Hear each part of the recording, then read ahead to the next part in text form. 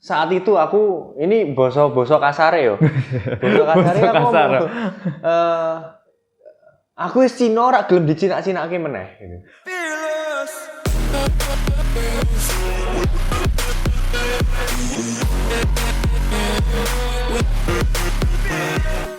Welcome to Ngasik, ngasal tapi asik. Oke, sekarang gue lagi bersama Herman dan perkenalkan gue juga balik lagi bersama gue Yudoli.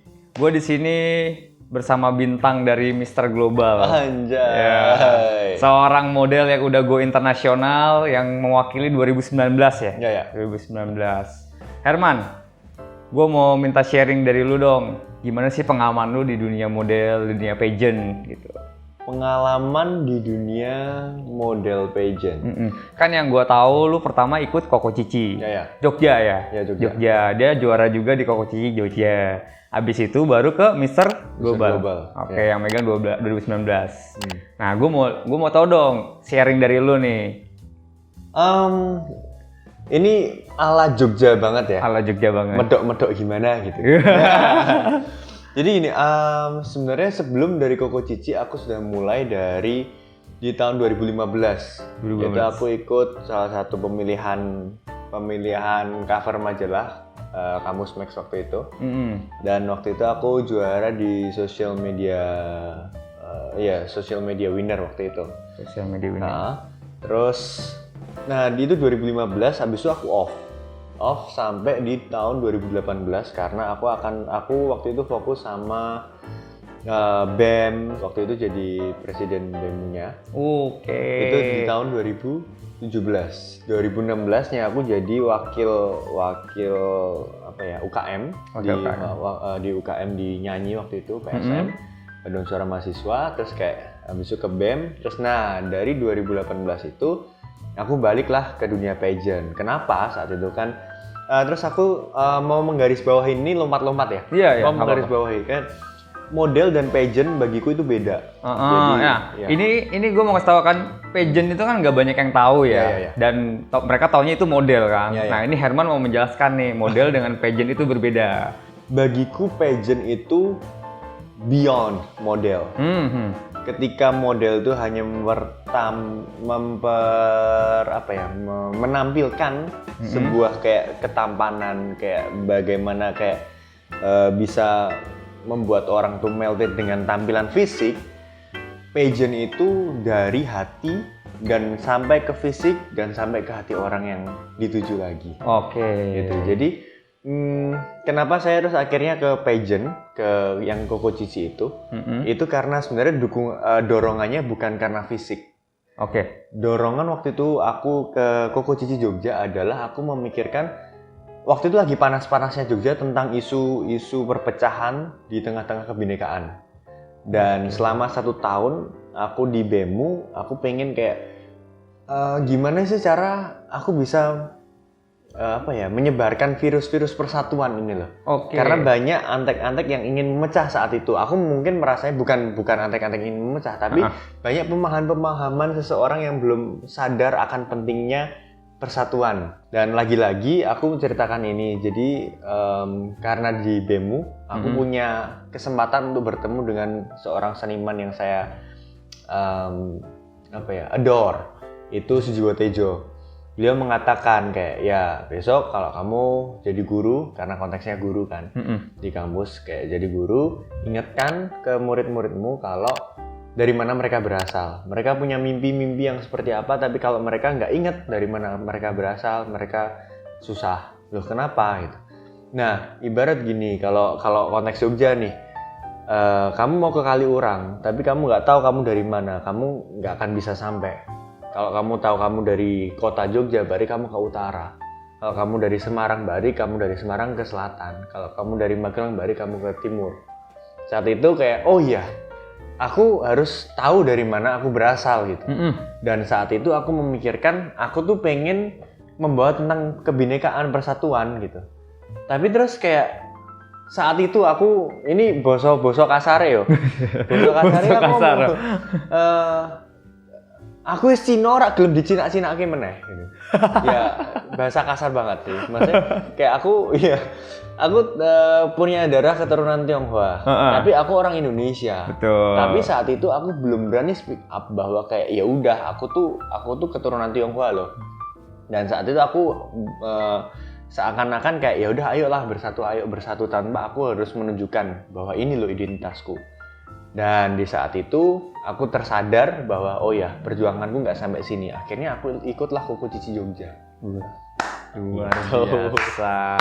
Karena gatel, karena ya aku punya modal di bagian fisik oke, tapi pageant di sini tuh bukan sekedar fisik aja, tapi bagaimana kita bisa share, bagaimana kita bisa punya value untuk orang yang kita bagikan. Itulah dunia pageant ya. Jadi kan gue juga di sini menanyakan seorang Herman nih, udah go internasional, apa itu pageant? Karena kan kita juga di masyarakat ini masih belum memahami pageant itu apa, ya kan? Yang kita tahu hanya model, tapi kita menyamakan model dengan pageant kan. Nah, ini penjelasan bagus nih dari Herman nih, yang dari masa mudanya udah penuh prestasi, ya kan? Udah ikut pageant lama ya kan? Berarti kan dari 2015 kan? Hanya vakum doang lah karena ada urusan. Nah, itu gue mau tahu nih, tadi kan lu bilang itu materinya tentang sekolah ya? Guru? Iya. Guru. Itu emang bawaan dari Koko Cici? Apa emang lu yang milih sendiri gitu? Kalau yang materi tentang guru itu karena beliau, Sujiwo Tejo ini sedang datang ke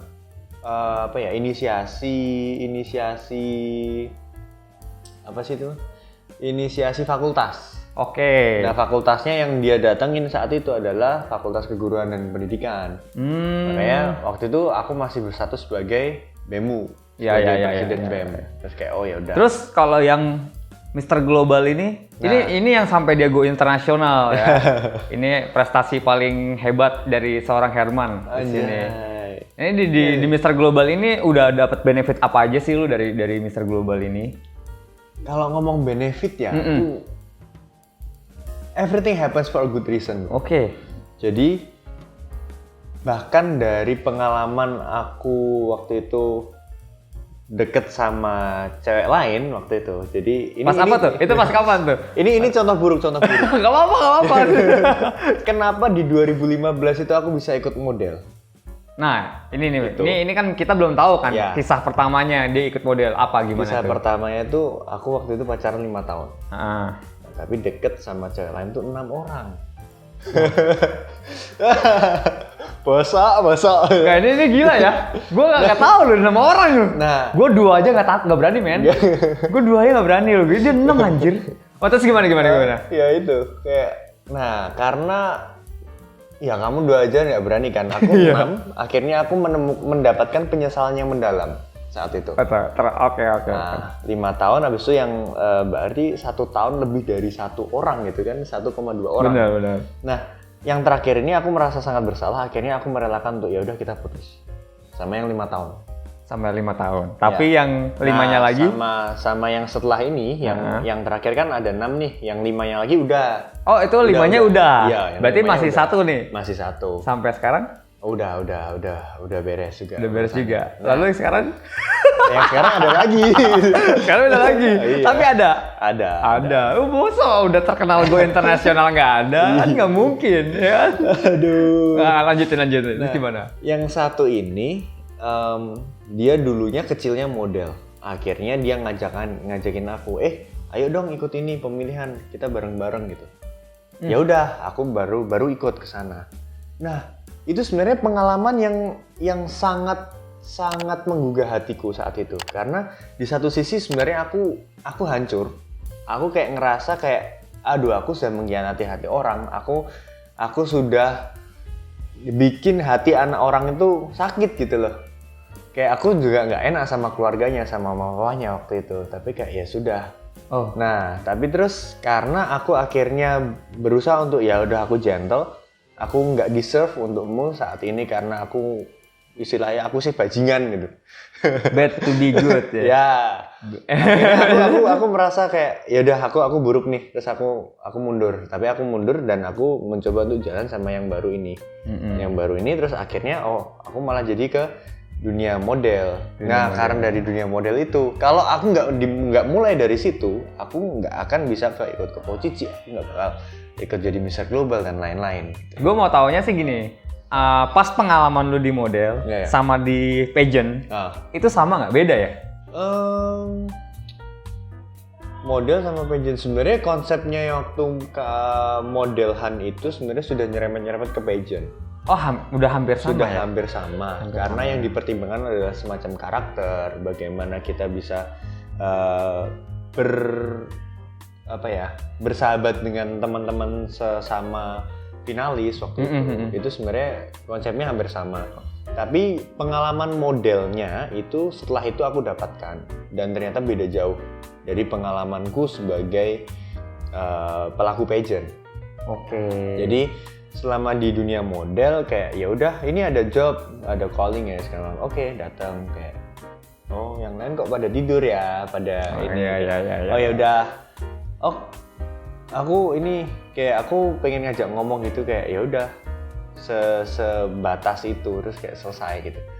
Ya, tapi ketika aku di dunia pageant kayak aku merasa ada jiwa yang beda, ada semangat yang beda yang ditanamkan bahwa kita tuh pageant gitu. Kita kayak aku tuh membawa karakter ini dan aku share values ini ke kamu kayak oh ya ayo kita bikin apa bareng gitu.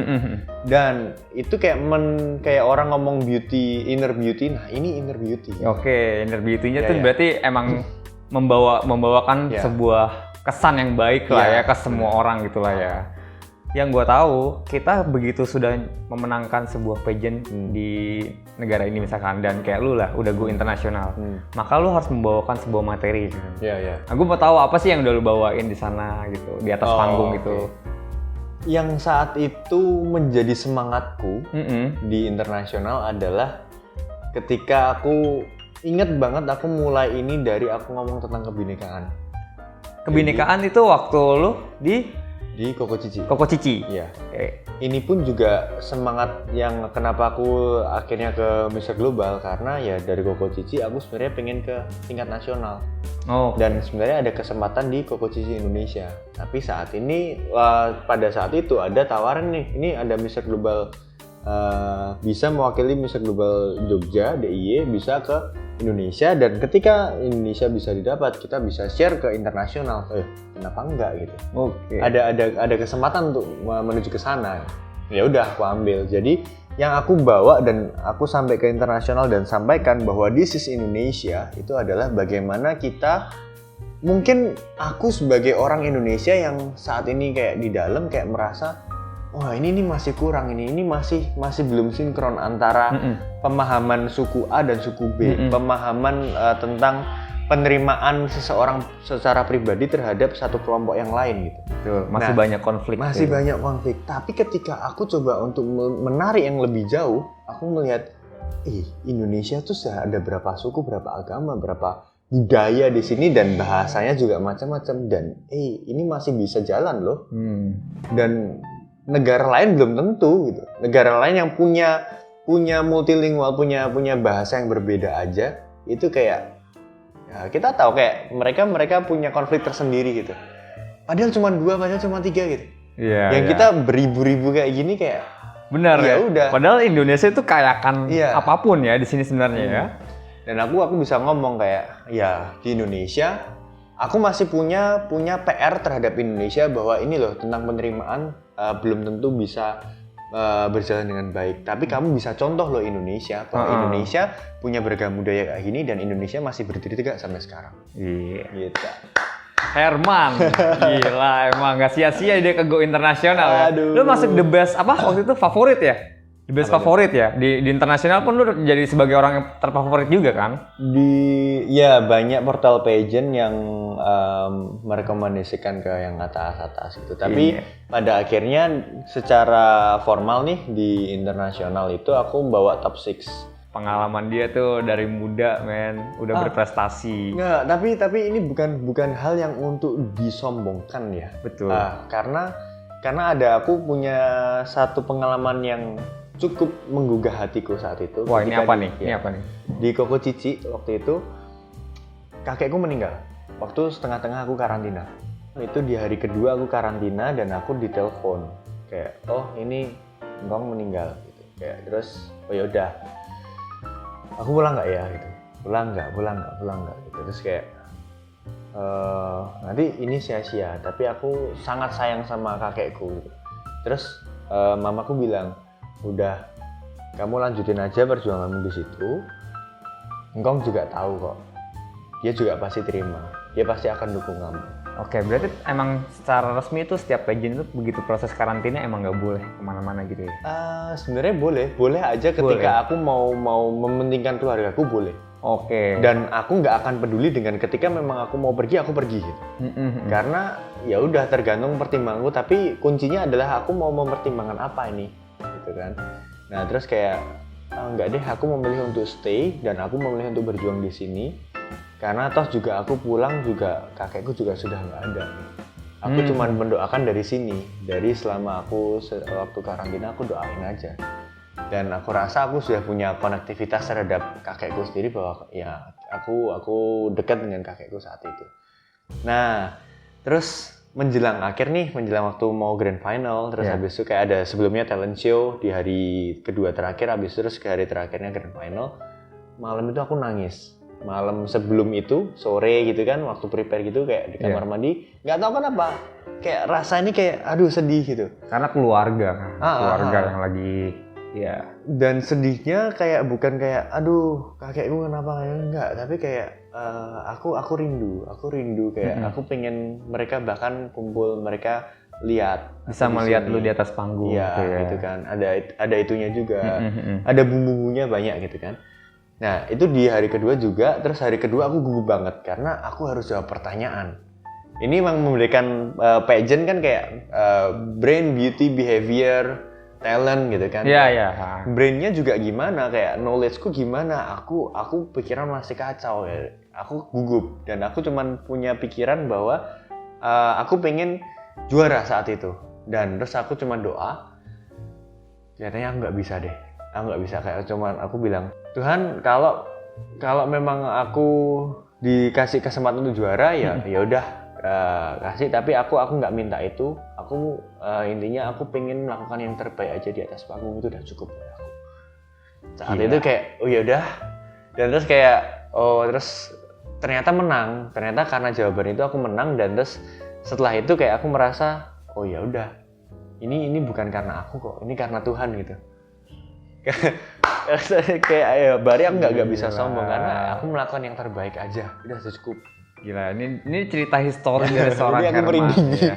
Sumpah, tapi demi apapun gue juga sebenarnya ikut pageant, dan karena gue penasaran dengan pageant makanya gue ikut, dan kebetulan juga gue ini satu angkatan. Gue satu angkatan sama seorang Herman ini, cuman karena gue emang nggak tahu apapun tentang pageant, gue nggak punya pengalaman. Dan ketika kita karantina pun gue selalu banyak nanya ke lu ya. Gue nanya, ini tuh ngapain sih? Ini sih ngapain?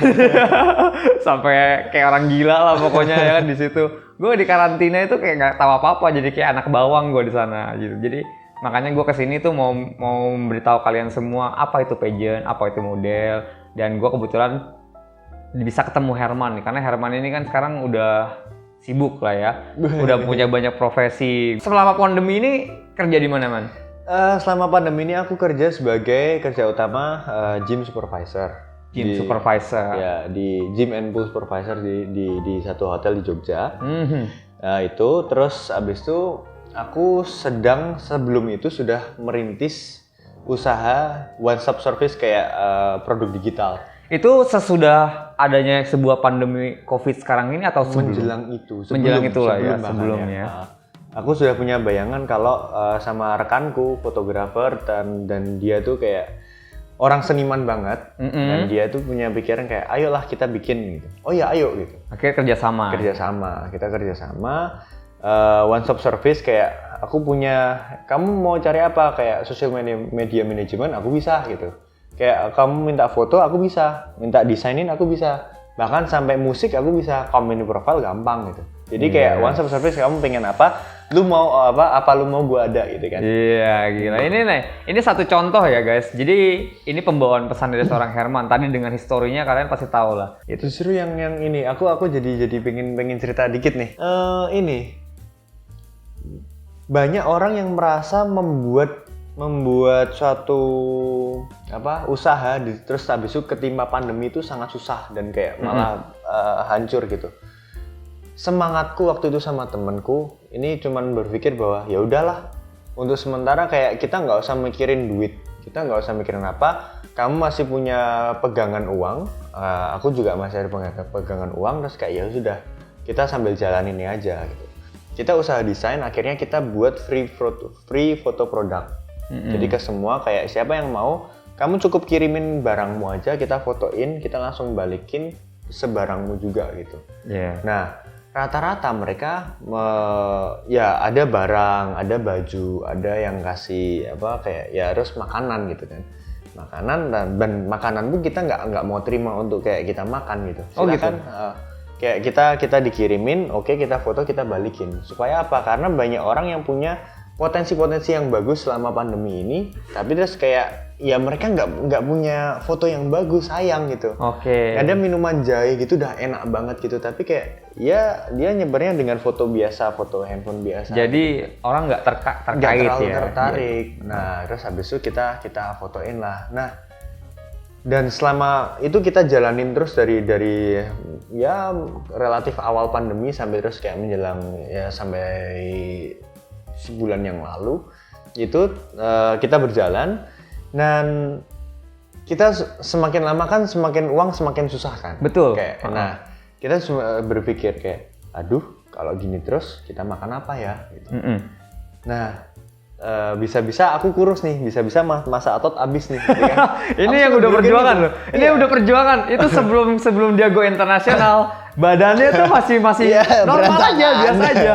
Pas begitu mau go internasional, buset berubah drastis, tiba-tiba udah six pack. Ini orang udah hebat sih, dia tuh benar-benar niat dietnya segala macam hebat. 3,5 bulan itu aku nggak kerja, nggak ngapa-ngapain, cuma tiap hari nge-gym dan makan dan masak dan tanning dan itu doang gitu. Ya itu 3,5 bulan menjadi kayak gitu. Itu 3,5 bulan guys. Tapi aku nggak kerja, nggak ngapa-ngapain. Dan aku masih minta uang orang tua saat itu. Itu aku malu banget. Tapi sekarang? Ya sekarang puji Tuhan lah, aku sudah bisa untuk berdiri dengan kakiku sendiri gitu. Inilah salah satu motivasi untuk kalian ya. Jadi sebenarnya kesempatan itu selalu ada, benar nggak? Kesempatan itu selalu ada. Jadi jangan pernah menyerah lah intinya. Kayak tadi lagi ya. Semangat terus untuk berusaha untuk mencari sebuah penghasilan. Itu nggak cuma dari kerjaan kantor nggak apa, tapi kita bisa beraktivitas apapun lah ya. Kayak misalkan kerja-kerja yang sekarang kan banyak yang online kan karena lagi pandemi ini. Dan jangan salah loh, blessing in disguise loh. Ketika kita mencoba untuk melakukan sesuatu yang kelihatannya malah ini buruk, ternyata malah kita bisa mendapatkan keberhasilan dari situ. Nah, yang aku bilang tadi masa otot gitu kan, masa otot tuh takut habis, ternyata tuh justru temanku malah naik 8 kilo. Gara-gara apa? Gara-gara foto produk, kayak orangnya merasa berterima kasih atas foto ini, kayak ya udah dah bawa ini makanannya bawa. Kita cuma tiap hari sedia nasi, terus makan sama abon, makan sama dimsum, makan sama apa, kayak ya udah dia malah terpenuhi dan kerjaan ini malah bisa semakin tinggi. Jadi kayak jangan pernah menyerah. Kalau kita merasa ini di sini adalah jalan buntu, coba ditelisik lagi, ini jalan buntu atau jalan yang harus untuk dilompati supaya kamu bisa melihat dunia untuk lebih lebar lagi. Oke, semoga motivasi dari Herman itu bisa tersampaikan ke kalian semuanya dan semoga channel ini bermanfaat untuk kalian semuanya. Gue udah dapat banyak banget cerita dari Herman karena si Herman ini emang sibuk banget. Gue bisa beruntung dia lagi di Jakarta, sumpah, makanya gue bisa kolaborasi sama dia. Oke, sekian video dari gue. Jangan lupa untuk subscribe video gue, di komen, di share juga, dan juga pencet loncengnya. Ting! Di like ya videonya. Oke, thank you banget Herman untuk bisa berkunjung ke sini, bisa kolaborasi sama seorang superstar internasional. Oke, see you guys untuk di next konten selanjutnya. Bye!